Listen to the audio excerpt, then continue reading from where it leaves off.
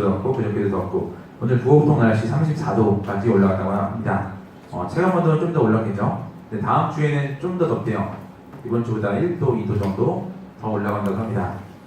그래도 우리나라는 아직 괜찮은 편인 것 같아요. 일본만 해도 40도 때문에 40도까지 올라와서 죽은 사람들이 많이 있습니다. 미국에 가면 제일 더운 쪽이 애리조나 쪽이죠. 그쪽도 거의 50도 가까이 해가지고 많은 사람들이 죽었다고 합니다. 그리고 중동 쪽도 많이 덥다고 그러죠 지금. 네, 많이 덥다고 합니다. 이상하게 방글라데시가 지금 좀 덜 더워요 우리보다. 맨날 그 날씨를 보고 있는데 거기는 우리보다 더운 나라인데 지금은 우리가 더 덥습니다. 거기가 최저 온도 25도 그리고 최고 온도 지금 한 32도 그 정도밖에 안 올라가더라고요. 자, 근데 이 더운 여름에 여러분들이 더욱더 하나님의 은혜와 말씀 가운데 승리하기를 간절히 축원합니다. 아멘. 자, 그리고 오늘 그 영화부랑 유치부 성장학교가 있었습니다. 내일까지 진행이 되는데 이제 큰 거는 거의 다 끝난 걸로 알고 있어요. 그렇죠? 물놀이까지 했고 내일 영화 물놀이 하나요? 내일 하죠. 내일까지 수고하면 됩니다. 우리 영화부 유치부 선생님들한테 우리 격려의 박수, 위로의 박수. 자, 말씀 시작하겠습니다. 자, 오늘은 여러분들이 잘 알고 있는 말씀이고 또 많이 들은 설교의 본문이라고 생각이 됩니다. 회당장 야이로의 딸을 살리신 예수님에 대해서 말씀을 전하도록 하겠습니다.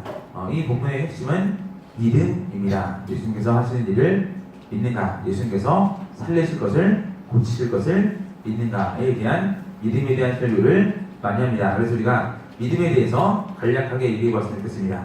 자, 믿음은 뭐죠? 믿음은 뭘까요? 우리 주님께서는 얘기했죠. 보지 않고 믿는 것이 믿음이라고 했습니다. 여기에 어떤 의미가 담겨 있냐면은 경험하지 않고 믿는 것이 진짜 믿음이다. 이런 뜻이 담겨 있습니다. 예를 들어 봅시다. 사람이 사람을 믿죠. 사람이 사람을 언제 믿죠? 그 사람이 나에게 잘 해준 경험이 있으면은, 나에게 약속을 지킨 경험이 있으면은 우리는 그 사람을 믿는다라고 합니다. 그거 아세요? 우리나라랑 중국이랑 사고 방식이 많이 다릅니다. 그래서 사업하는 사람들이 중국 가서 처음에 실패하고 들어오는 경우들이 많습니다. 우리나라는 사업을 할 때 어떤 사람과 거래를 할 때 거래가 진행되는 중간에 이해 타산이 맞지 않아요. 그럼 어떻게 할까요? 거래를 중단해 버리죠. 그렇죠? 근데 중국은 그렇지 않아요. 중국은 만약에 그렇게 하다가 거래를 중단한다. 그러면은 중국 사람들은 다시는 거래를 중단한 그 사람을 쳐다보지도 않아요. 그 사람이랑 얘기도 안 하고 그 사람이랑 절대로 사업을 하지 않습니다.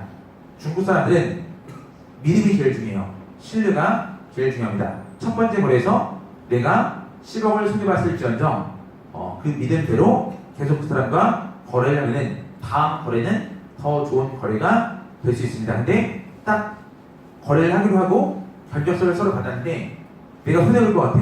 그래서 거래를 하지 않았어요. 그러면은 그때 그 다음부터는 아예 거래가 되지 않는 거예요. 자, 근데 어쨌든 뭐 한국이든 중국이든 누나 차이긴 하겠지만 이런 의미에서 믿음이라는 것이 매우 중요합니다. 여러분들 친구나 가족에게 돈 빌려준 적 있죠? 뭐 오빠나 동생이나 돈 빌려준 적 있죠? 근데 어떤 믿음이 있나요? 그때 어떤 믿음? 그래도 이 사람이라는 내 돈을 안 돌려줄지언정 악의적으로 안 돌려주진 않는다라는 뭐가 있어요? 믿음이 있죠. 그리고 저도 아깝지 않다는 뭐가 있어요? 믿음이 있습니다. 자, 그러면은 우리랑 우리 예수님 주님과의 관계에서 우리가 좀 살펴봅시다. 여러분은 주님께 드리는 헌금이 있죠. 주님께 드리는 시간이 있습니다. 주님께 드리는 노력들이 있습니다. 자, 그것을 들을 때 어떤 마음이 드세요? 분명히 우리 주님께서는 하늘 상급으로 채워주신다고 했죠. 근데 그것에 대해서 의문을 품기도 하나요? 품기도 할 수 있겠죠. 하지만 어쨌든 우리는 하늘 상급을 바라보면서 주님께 물질을 드리고 시간을 드리고 우리의 노력을 드립니다. 중간중간에는 우리가 믿지 못할 때도 있지만 큰 관점에서 장기적인 관점에서는 우리가 믿지 못하면 우리는 이거 살 수가 있어요? 없어요? 할 수가 없습니다. 그런데 그럼에도 불구하고 하는 사람들이 있기는 합니다. 믿음이 없이 하는 사람들이 있는데 그 사람들을 어떤 사람이라고 하냐면은 자기의 공로를 나타내려고 하는 사람, 그리고 예수님 시대에는 바리새인 같은 사람이라고 얘기할 수가 있습니다. 그래서 혹여라도 우리가 주를 위해서 어떤 것을 할 때, 주를 위해서 우리의 것을 드릴 때, 그때 하늘 상을 바라보면서 내가 이것을 하고 있는 것인지, 주님을 위해서 내가 이것을 하고 있는 것인지, 아니면은 나를 위해서, 내 공로를 위해서 이것을 하고 있는 것인지 여러분들이 꼭 보았으면 좋겠습니다. 그런데 믿음으로 이 일을 할 때 단지 우리가 주를 위해서만 믿음으로 일을 하는 것이 아니라, 봉사를 하고 물질을 드리는 것이 아니라 믿음으로 우리가 무엇을 받을 수 있다면 이 세상에서도 우리의 어려운 문제들을 해결받을 수가 있습니다. 우리의 질병의 문제도 그렇고 우리의 가족의 문제도 그렇습니다. 자, 오늘 본문에서는 회당자 야이로라고 하는 사람이 나옵니다. 자, 야이로라는 사람 많이 들어봤죠? 야이로의 직업이 뭐라고 했어요 방금? 야이로의 직업이 회당장이에요. 회당장. 자, 회당이 뭐라고 했죠? 회당. 회자가 올 회자예요. 당자는 마당할 때 그 당자예요. 자, 그럼 회당은 뭐예요? 모이는 장소입니다. 회당은 모이는 장소예요. 자, 유대인들이 어떨 때 회당을 만들어서 회당에서 모인다고 했죠? 사람을 죽었을 때 말고 언제 모인다고 했죠?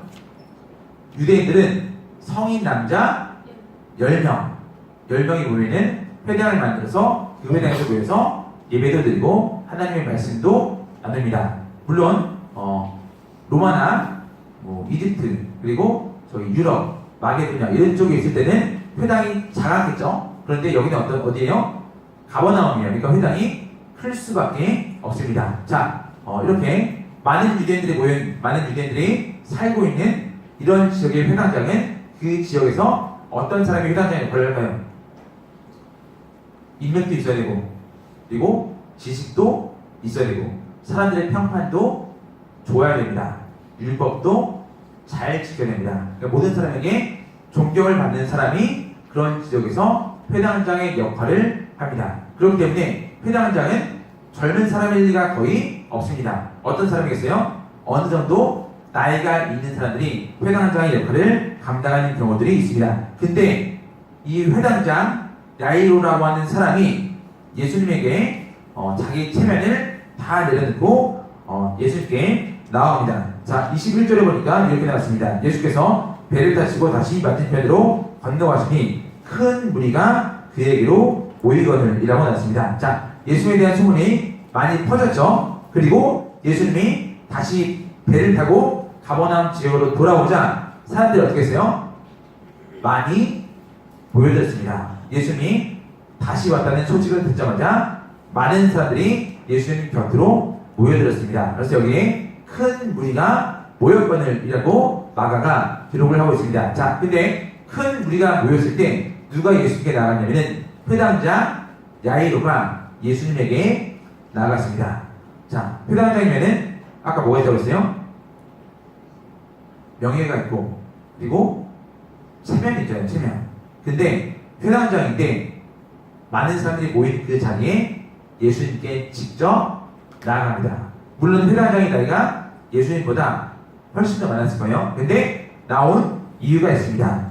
그 이유가 무엇이냐면은 23절에 나왔습니다. 자, 23절 말씀 제가 읽을게요. 간곡히 구하여 이르되 내 어린 딸이 죽게 되었사오니 오셔서 그 위에 손을 얹으사 그로 구원을 받아 살게 하소서 하거늘이라고 나왔습니다.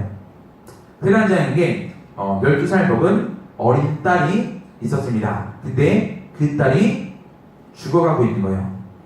자, 그래서 아버지로서 회당장이지만 자기 모든 체면을 다 내려놓고 예수님께 나와서 살려달라고 합니다. 자, 그런데 일단 예수님께 나와서 살려달라고 했던 이유가 있죠. 왜? 이전에 예수님께서 사람을 고치신 얘기를 많이 들었기 때문에, 예수님의 사역을 많이 들었기 때문에 예수님께 살려달라고 요청할 수가 있는 겁니다. 자, 그런데 자기 딸이 아니었으면은 과연 이렇게 했을까라는 의문을 우리는 또한 가질 수도 있습니다. 보세요. 아빠가 딸을 얼마나 사랑하는지 아세요? 아빠한테 딸은 좀 다른 존재예요. 아빠한테 아들은 더 이상한, 그러니까 더 아빠한테 아들이랑 아빠한테 딸이랑 다른 존재예요. 물론 저는 아들이 없는데 제가 두 명의 딸을 키우고 있잖아요. 근데 저는 이 회당장 야이로의 마음이 충분히 이해가 가요. 이 회당장 야이로의 마음이 충분히 이해가 갑니다. 일단 이때까지 예수님은 메시아라고 인정받지 못했죠. 그리고 예수님을 싫어하는 사람들도 이미 많이 있었습니다. 근데 이 회당장 야이로는 자기 딸을 살리려고 예수님께 나온 거예요. 아빠가 딸을 얼마나 사랑하는지 아세요? 아빠가 딸을? 그거는 그 어떤 것으로도 표현할 수가 없어요. 지난 수요일날 제 딸이 그 영화부실에서 놀다가 발에 유리가 박혔던 것 같아요. 유리 조각이 박혔던 것 같아요. 그래서 집에 갔는데 애도 늦게 들어가고 저도 좀 늦게 들어갔어요. 갔는데 계속 발이 아프다 해서 발바닥을 봤더니 빨개 거기가. 그래서 그 뭐가 있는 것 같아서 도돌도돌 하더라고. 그래서 카드 있죠, 카드 두 개로 그냥 꾹 눌렀는데 진물이랑 피만 나고 안 나오는 거예요. 이렇게. 그래서 뭐 다 됐겠지 하고 자자해서 누웠는데 아파서 못 자겠다는 거예요. 그래서 어떻게 했냐면은 바로 데리고 나가서 차 타고 동안산병원에 갔어요. 동안산병원에 갔는데 오랜만에 딸이랑 이제 단둘이 이렇게 있으면서 멀리 갔다 왔거든요. 물론 차 타고 오버머리긴 하지만 오랜만에 딸이랑 둘이 손 꼭 잡고 같이 노래도 들으면서 갔다 왔거든요. 그리고 응급실까지 갔는데 그게 마음이 응급실 가니까 마음이 짠하더라고. 그래서 접수하고 그 치료를 받았는데 의사 선생님이 되게 난감해 하시더라고. 안 보이는 거예요. 이게 뭐가 있긴 한 것 같은데 안 보이는 거예요. 그래서 일단 소독하고 뭐 핀셋으로 막 이렇게 찌르고 막 하더라고. 하는데 아파요. 이게 되게 그 핀셋으로 여러분 여기 이런데 연한 살 이렇게 찍어봐요. 아프지. 근데 얘가 저를 닮았는지 되게 약간 좀 소심한 그런 게 있어요. 그래가지고 의사 선생님이 이렇게 세게 막 누르면서 이게 아파? 그러니까 안 아프다는 거예요. 그래서 내가 물어보지. 진짜 안 아파니까 아프대. 그래서 의사 선생님이 아파? 안 아파요. 그래서 내가 다시 물어보지. 아파? 아파. 모든 사람한테는 안 아프다고 그러고 난 아파니까 아프다고 하는 거예요. 둘이 같이 있는데 사실 발바닥에 보니까 뭐 뼈인지 안 뼈인지 모르겠어요. 그리고 치료하고 데일밴드 붙이고 나왔어요. 나왔는데 그냥 그 조금 아픈데도 되게 막 마음이 막 그러더라고요. 그리고 그 다음날이었나? 그 다음날이었던 것 같아요. 앞니가 이렇게 또 흔들리는 거예요. 이렇게. 네. 그 아랫니가 흔들릴 때는 제가 치과 데리고 가서 치과에서 뽑았어요. 근데 제가 뽑았어도 됐더라고요. 그냥 치과 가서 의사 선생님이 이거 두 번 흔드니까 또 빠졌거든요. 근데 이번에 또 앞니가 흔들리는데 앞니는 좀 크잖아요. 이렇게 더. 막 흔들리는 거예요. 이렇게. 근데 이거 또 어떻게 해야 되지? 막 이렇게 걱정을 하고 있는데 이 어린애가 어린이집에서 혼자 손을 뺀 거예요. 이렇게. 그러니까 피 찰출하면서 뺀 게 아니라 툭 하니까 툭 빠졌어요. 이렇게. 근데 사실 별거 아니거든요. 사실 별거 아니에요. 다른 애가 그랬으면은 내 마음에 우리 감정도 별로 없었을 거야. 이빨이 생리빨이 누가 핀집 뽑아버려도 별로 그렇게 감정이 없을 것 같은데 내 딸이 그러니까 이게 마음이 가는 거예요. 근데 이렇게 애지중지하는 딸이 갑자기 죽어가요. 마음이 어떨까요? 뭐 머릿속에 들어올까요? 뭐 먹는 게 입에 들어갈까요? 잠은 올까요? 아니에요. 그렇지 않은 거예요. 이 아빠가 딸을 바라보는 마음이 바로 이런 마음입니다. 그래서 이 회당장 야이로가 예수님께 나갔습니다. 그리고 예수님은 회당장 야이로와 함께 이제는 회당장 야이로 집에 가기로 했는데 중간에 문제가 생겼습니다. 어떤 문제가 생겼냐면 이미 사람들이 많이 모여들었죠. 그리고 예수님이 모여들었다는 소식을 듣고 12년 동안 혈류병 걸린 여자. 그러니까 계속 몸에서 피가 나는 여자야. 근데 12년 동안 이 여자도 많이 힘들었겠죠. 아프면 어때요? 아프면은 어떻게든 그 아픈 것에 대해서 나으려고 좋은 의원을 찾아가기도 하고 좋은 약을 찾아서 먹기도 하고 좋은 음식을 먹기도 합니다. 그러다가 재산을 탕진해 버리는 거예요. 근데 12년 동안 그랬는데 나요 안 나요? 안 나요. 안 나요. 여러분도 소소한 질병을 하나씩 있죠? 갖고 있는 질병들. 저는 코에 대해서 되게 약해요. 코랑 기관지에 대해서 되게 약한데 그래서 요즘에 돈을 좀 썼어요. 코 좀 낫게 하려고 돈을 좀 썼는데 2개를 주문했는데 일단 1개가 왔거든요. 뭐냐면은 몰랐는데 코로 숨 못 쉬는 사람 혹시 있나요? 손 들어보세요. 코로 다 숨 잘 못 쉰다. 1명, 2명. 그 네이버에서 내가 끝나고 따로 카톡 보내줄게. 어떤 게 있냐면은 그 플라스틱으로 된 건데 그 하나씩 좀 2개가 들어있어. 사이즈별로 작은 거, 큰 거 있는데 그 코에다 이렇게 꽂는 구멍이 있어요. 그걸 꽂으면은 이제 코에 이제 막혀 있는 데를 좀 더 넓게 해주는 거예요. 그래서 숨이 더 잘 쉬어져요. 코로 숨이 더 잘 쉬어지면 어떻게 되는지 아세요? 코를 안 골아. 코를 안 골아. 코 고는 남자들 손 들어보세요. 코 고는 남자들. 왜 손을 안 들어? 주민이도 피곤할 것 같아. 내가 농촌순교 갈 때 이번에 이거 가져가서 다른 사람한테 피해 안 주려고. 네, 그거 샀고 그리고 또 하나 더 샀는데 뭐냐면은 그 코수전 테이프가 있어요. 잠잘 때 비염 있는 사람들은 입으로 숨을 쉬거든요. 그러니까 자고 일어나면은 입에서 냄새가 많이 나요. 시력도 잘 깨고 그리고 입으로 숨을 쉬니까 머리도 띵하고 개운하지가 않아요. 그래서 치과 의사가 개발한 테이프인데 그 코랑 입이랑 이렇게 붙여주는 테이프가 있어요. 그러니까 억지로 입을 다물게 하고 코로 숨을 쉬게 해주는 거예요. 비싸요. 이게 또 별거 아닌 것 같은데 집에서 스카치 테이프라면 안 되고 비싼 테이프인데 아직 배송이 안 왔어요. 날까요? 안 날까요? 날 것 같아요? 안 날 것 같아요? 저는 코 때문에 해볼 만한 건 다 해봤어요. 수술도 했어요. 수술도 하고 코에다 뿌리는 거 또 별거 다 했어요. 아세요? 그 소금물도 뿌려봤고 유산균도 뿌려봤고 미역사물물도 뿌려봤고 다 해봤어요. 안 돼요.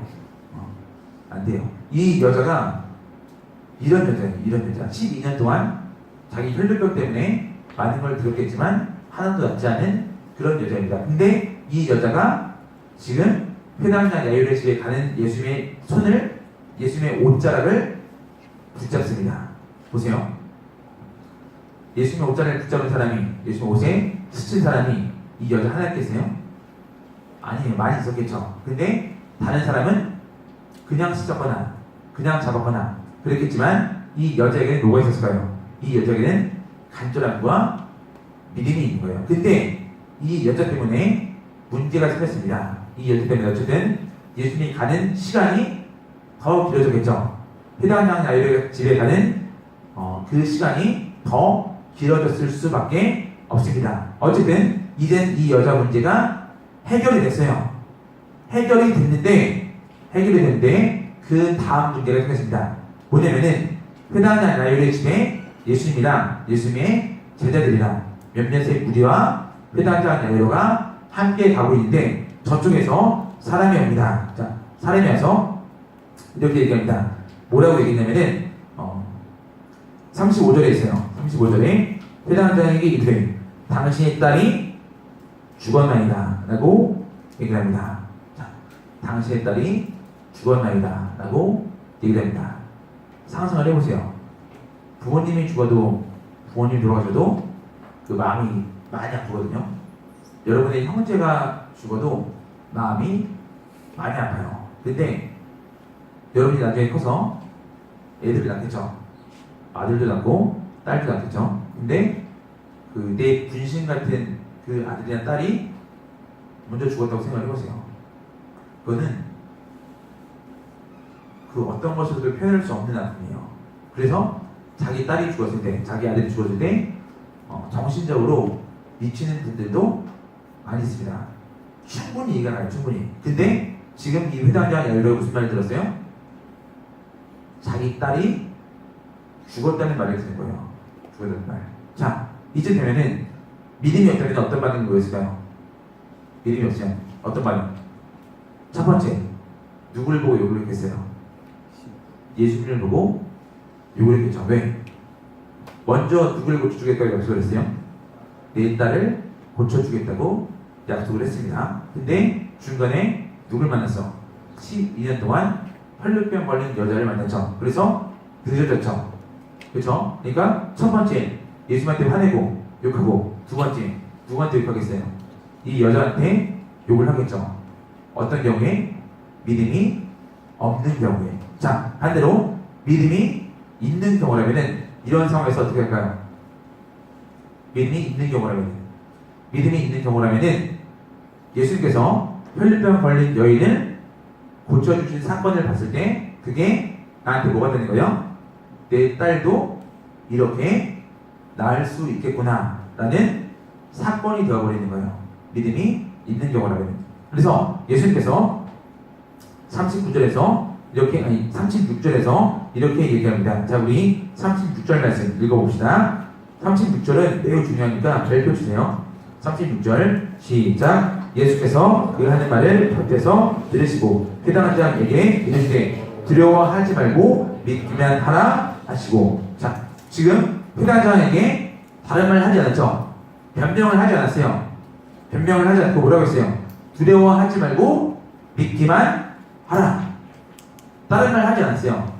다른 말 하지 않고 두려워하지 말고 믿기만 하라.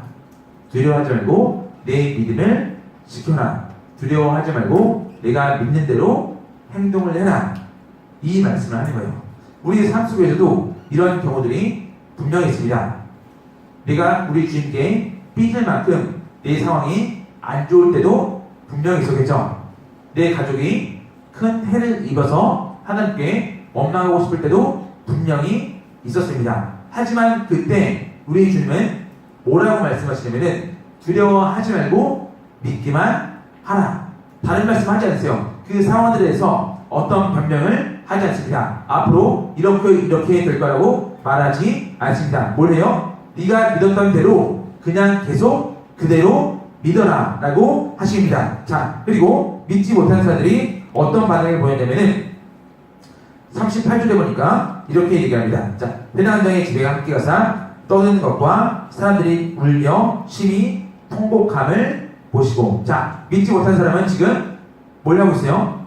이 딸이 죽었기 때문에, 사람이 죽었기 때문에 그냥 장례를 치르면서 울면서 심히 통곡을 합니다. 그때 이 사람들에 대해서 예수님께서 39절에서 이렇게 얘기합니다. 자, 우리 39절 말씀, 우리 주님께서 하신 말씀 읽어봅시다. 시작. 들어가서 그들에게 이르시되 너희가 어찌하여 떠들며 웃느냐? 이 아이가 죽은 것이 아니라 잔다 하시니. 자, 이 아이가 죽은 것이 아니라 잔다 라고 말씀을 하십니다. 자, 성경에서 특히 신약에서 사람이 잔다고 할 때 그 사람이 죽었는데 성경에서는 잔다라고 표현을 할 때 여기에는 어떤 의미가 담겨있냐면은 부활에 대한 의미가 담겨있습니다. 다시 살아난다는 것에 대한 의미가 담겨있습니다. 사람들은 이 아이가 부활할 것에 대해서, 다시 살아날 것에 대해서 아무도 믿지 않지만 우리 주님은 떠들지 말라 하시고 이 사람이 죽은 게 아니라 잔다 라고 말씀을 하십니다. 근데 믿음 없는 사람들이 또 어떤 반응을 보였냐면은 40절에 보니까 그들이 비웃더라 라고 나옵니다. 자, 이들이 비웃더라 라고 나옵니다. 믿음이 없는 사람들은 하나님의 역사에 대한 예고를 들을 때 그 믿음에 대해서 반응하지 않고, 그 믿음 때문에 기도하지 않고, 그 믿음을 자기 것으로 받아들이지 않고 하나님의 역사에 대한 예고를 들었을 때 오히려 하나님을 비웃습니다. 그 일에 대해서 이것은 말도 안 된다고 비웃습니다. 대표적인 예가 누군지 아세요? 대표적인 예가 아브라함의 아내 사라예요. 사라. 아브라함이 100세가 돼서 아들을 낳을 것이라고 예언을 들었지만 이 사라는 그 얘기를 듣고 하나님의 일을 비웃었습니다. 비웃었어요. 말도 안 된다고 비웃습니다. 하나님의 은혜의 역사는 말이 안 되는 거예요. 그러니까 그게 역사가 됩니다. 근데 그 역사를 누구만 누리고 누구만 체험하냐면은 끝까지 믿음을 지킨 사람만, 끝까지 믿음대로 행동하는 사람만, 그 큰 믿음의 사람만 하나님의 은혜의 역사를 체험할 줄로 믿습니다. 자, 그래서 예수님께서 41절에 보니까 이렇게 말씀하십니다. 자, 우리 41절 말씀 같이 한번 읽어볼게요. 41절 시작. 그 아이의 손을 잡고 이르시되 달리다고 하시니 번역하면 내가 내게 말하노니 소녀야 일어나라 하십니다. 자, 예수님께서 달리다고이라고 말씀을 하셨습니다. 설교 흐름이랑 좀 상관없는데 이 당시에 유대인들이 어떤 말을 썼다 그러죠? 시장의 판단을 할 때 어떤 말을 썼다 그러죠? 아람어를 썼어요. 아람어가 아니라 아람어를 썼습니다. 자, 마가복음에 아람어가 몇 개 나오는데, 자, 그 중에 한 개가 달리다굼입니다. 자, 그 번역하면은 뭐라고 했죠? 내가 네게 말하더니 소녀야 일어나, 이거예요. 자, 달리다굼 할 때는 큰 소리로 할까요? 작은 소리로 할까요? 큰 소리 흔들으세요. 달리다굼은 크게 외치는 소리다. 아니다. 달리다굼은 작게 얘기하는 소리다. 달리다굼은 작게 얘기하는 소리예요. 엄마가 딸 깨울 때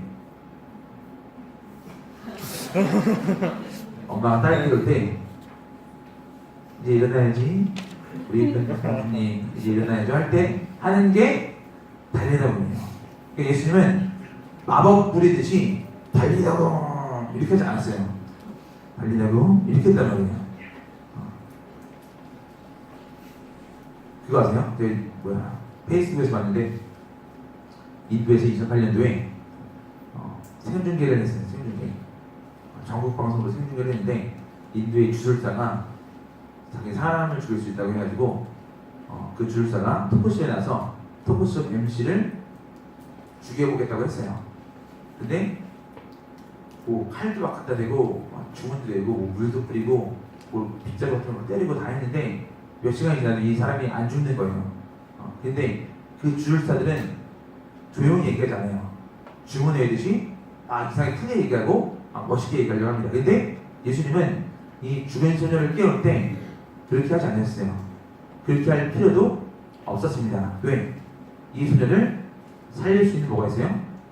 권능이 있고 권한이 있기 때문인 거예요. 그리고 이 살리는 것을 통해서 뭘 보여주시는 거예요? 내가 다시 살아날 것을 보여주시는 거예요. 자, 근데 살아나는 장면은 모든 사람이 본 것은 아닙니다. 누구만 봤는지 아세요? 믿음으로 예수님과 함께 이 소녀가 누워있는 그 방에 간 사람만 봤습니다. 그 전에 40절에서 비웃었던 사람은 이 일어나는 장면을 봤어요? 못 봤어요? 보지 못했습니다. 항상 믿음으로 끝까지 주와 함께 동행하는 사람만, 주님께서 역사하는 자리에 가는 사람만, 그 사람만 하나님의 역사를 보는 거예요. 믿음의 현장에 있는 사람만 믿음의 역사를 체험합니다. 어제 새벽에 담임 목사님이 설교할 때도 얘기했는데, 믿음으로 행동하지 않는 사람은요, 작은 믿음의 사람은 하나님의 역사를 체험하지 못합니다. 그래서 신앙생활이 기쁘지가 않고 신앙생활이 재미가 없는 거예요. 왜? 항상 루틴하거든. 항상 일상 그대로예요. 아무것도 없어요. 그냥 하루가 일어나서 밥 먹고 출근하고 퇴근하고 와서 씻고 야식 먹고 TV 보고 자고 이거밖에 없어요. 신앙생활에 아무런 기쁨이 없고 아무런 은혜가 없고 아무런 역사가 없습니다. 그냥 그렇게 하다가 여름 되면은 성경에 간다고 바쁘고 순례한다고 바쁘고 또 그냥 1년 아무런 의미 없이 쭉 지나가요. 하나님의 은혜 역사를 체험하지 못합니다. 근데 믿음으로 계속 주와 함께 동행하는 사람은요, 하루하루가 매일 어떤 날이에요? 믿음의 역사를 누리는 날이고 믿음의 역사를 체험하는 날이에요. 그래서 이 사람의 신앙생활은 매일매일이 기대되고 매일매일이 기쁩니다. 특별히 이 사람의 신앙생활에 대한 어떤 그 시너지를 주기 위해서 뭘 할 필요가 없어요. 그냥 이 사람은 매일 믿음으로 걸어가고 매일 믿음으로 살아가기 때문에 뜻하지 않은 것이라도 하나님의 역사를 보고 하나님의 역사를 체험하고 하나님의 역사를 듣기도 합니다. 이런 믿음의 자리에 우리 사랑하는 기도원 청년부 한 명 한 명이 다 있기를 우리 주의 이름으로 간절히 축원합니다.